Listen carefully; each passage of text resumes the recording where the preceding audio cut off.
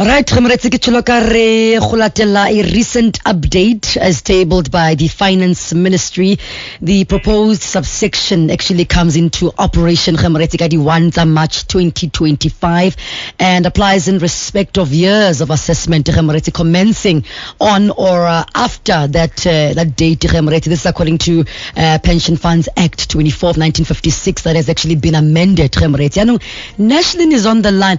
I'm a bit reluctant to say his surname, pronounce his surname, because I'm not sure if I'm going to pronounce it correctly, but I'll take my chances. Nashalin Portrag. Portrag. Yes. Apologies. Yeah. Nashalin Portrag is on the line. Funds at Work and Distribution at Momentum Corporate. He'll tell us more about this. Nashalin, good afternoon. Good afternoon, and thanks for having me. And you nailed my surname there, so you got it right. How are you? I'm good, and yourself? We are fantastic. No, we are excellent. Thank you so much for making time to chat to us as well. It's great to have you on the show this afternoon. Let's get straight to it. Before we do, maybe let's give an opportunity to greet our lovely Jozi FM family members. Yeah, thanks for having me, and a big warm welcome to the Jozi family, and it's great to be here. I think it's quite an interesting topic that you have, and quite excited to talk through it with your listeners. Lovely. Nice one. Well, let's get straight to it, Nashalin. Let's talk about the fundamental changes that the two-pot retirement system represents in the management of retirement funds, and why is it considered a significant shift in the industry? When I look at the two-pot system, it's a fundamental shift to the retirement fund landscape in South Africa. When I think about it, I actually think about it as the Y2K change for retirement funds in South Africa. And ultimately, there are two critical changes that are happening and will be implemented in March 2025. The first is accessibility. So for the first time in the retirement fund landscape, there will be accessibility without having to, exit a trigger event, for example, like leaving your employer. The important thing is, although the system allows for the accessibility, it's important for members of retirement funds to only access this money in financial emergencies. The second element, which is very critical, is really around what is referred to as a retirement component, which will become live from 1st of March 2025. This component will remain fixed and locked, and a member will only be able to access this at retirement. Now, this is important because if I look at funds that work in our umbrella fund, and if I look at our industry as a whole, what I have seen over the last years is a lot of members, when they change jobs, access all of their money in cash. And this has a detrimental impact to sort of their long-term savings. So for me, if I look at it, those are the two critical changes. But ultimately, the principle behind what the legislation is trying to do is to encourage savings, both in the short term and the long term. And through these changes, I think it's going to require a lot of sort of member education and support. Understanding this. True. So what are the primary reasons to encourage the national treasuries to delay the implementation of this two-pot retirement system until 2025?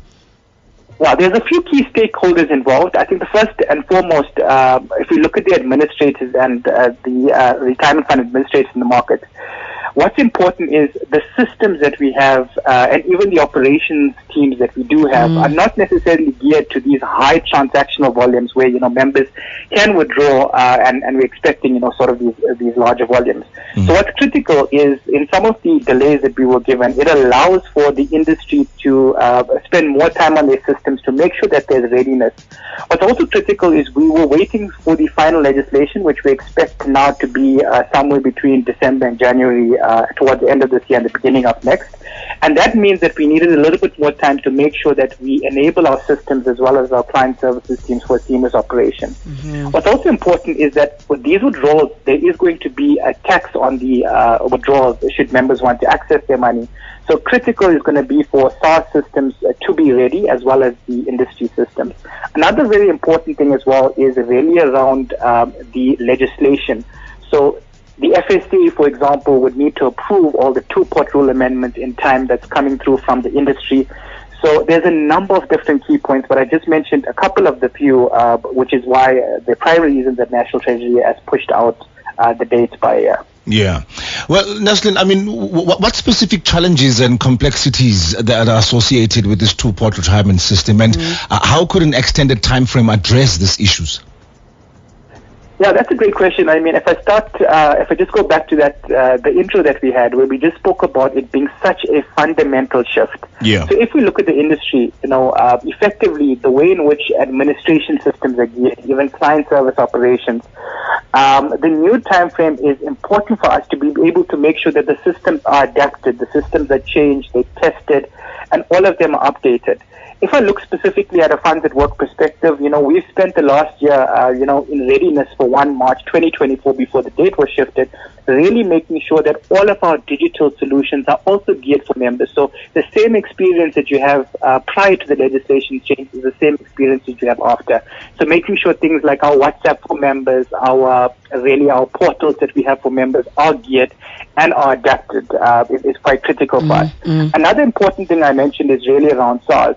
So there is a different tax treatment in terms of these savings component withdrawals and different tax tables. So what's important is SARS will also need to be ready, like the industry, to make sure that they would be able to process these changes and be able to, levy the appropriate tax. Right. The third very important element of this system is really around the fact that a lot of choices will have to be made by a member.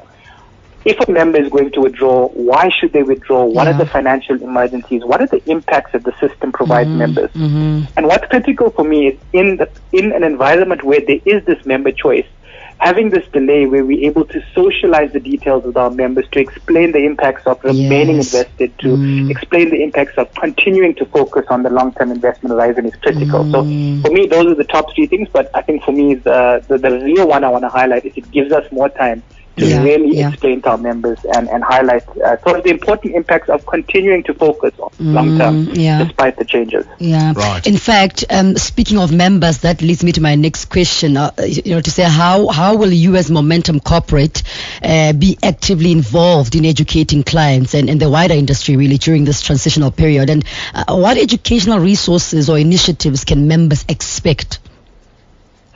This is a critical question for me, and if I look at Momentum Corporate and I look at funds that work within Momentum Corporate, we will be deploying all of our engagement channels to ensure that our members are communicated and fully understand the system.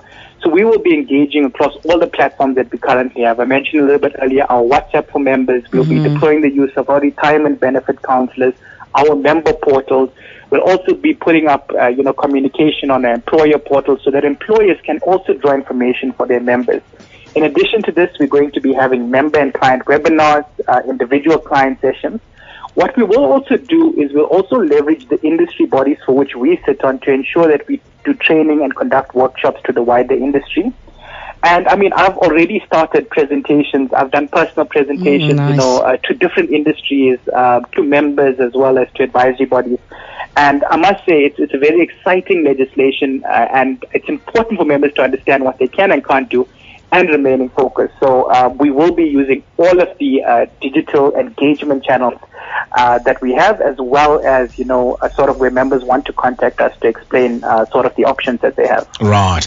Well, I know for a fact that Momentum Corporate and other FSPs as well are committed to working closely with regulators and policymakers and clients to ensure that there's a seamless and beneficial transition to the two-pot retirement system. But how exactly are FSPs like Momentum Corporate willing to do that? Speaking specifically on behalf of Momentum Corporate, there are a number of very key touch points that we will use. Right. First and foremost will be regulators. So currently we have a number of staff, including myself, that sit on a number of industry bodies. And what we will do is we will assist in drafting the two-pot principle documentation, what needs to be in the rule amendments. We'll also assist the FSCA in order to make, an update Section 14 transfer documents. Right. We have also offered our services to SARS to assist with a simplified tax directive wording if it is needed, as we think it's going to be important given sort of the legislation and how the tax will be done on people making withdrawal. Lovely. An important touch point for us is also National Treasury. Again, we sit on these various industry bodies, so we'll be working very closely with National Treasury, over the next month or so to finalize the two-pot legislation by providing, sort of proposed policy wording changes, the two-pot tax bill, as well as the two-pot pension funds amendment bill. Lovely. And Nice. finally, the most important of the stakeholders that we engage with is our clients. Lovely. They're All the right. heart of what we do. Yeah. And for me, what's critical is to continuously engage, communicate, and use all the channels that we have to really get out there and make sure our clients understand. And that's really the core for me of